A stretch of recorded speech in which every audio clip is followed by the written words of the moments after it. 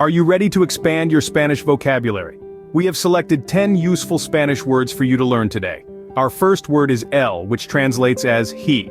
This is an essential pronoun to refer to a male person. Moving on, we have muy, meaning very, a word you can use to amplify the meaning of an adjective. The word sin stands for without, a preposition you'll often come across.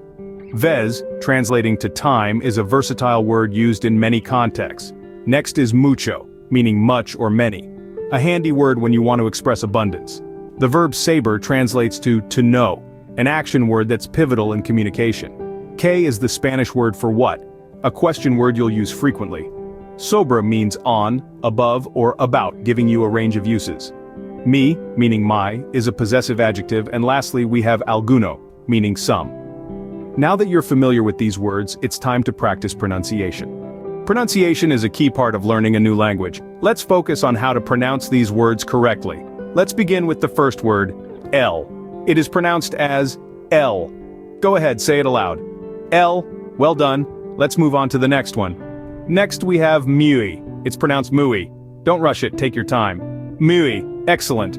Our third word is sin. It's quite straightforward, pronounced just as it's spelled, sin. Give it a try.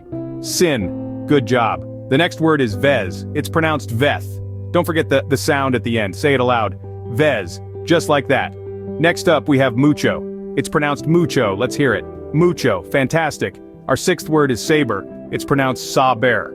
The B is soft. Let's say it together. Saber. That's right. Moving on we have que. This one might be a bit tricky. It's pronounced K. Try it out. K. Perfect. The eighth word is sober. It's pronounced sobre. Let's try it together. Sobre, you're doing great. Next we have my. It's pronounced me. It's a short and simple one. Let's say it together. Me. Brilliant. Our last word for this session is alguno. It's pronounced alguno. Let's say it together.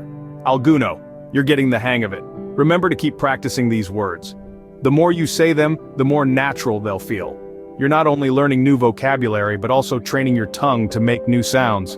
Great job. Remember, practice makes perfect. Feel free to rewind the video and practice as much as you need to. Now that you've practiced pronunciation, let's quickly review what you've learned. We started with él, which means he. Next was muy, translating to very. Then came sin, meaning without.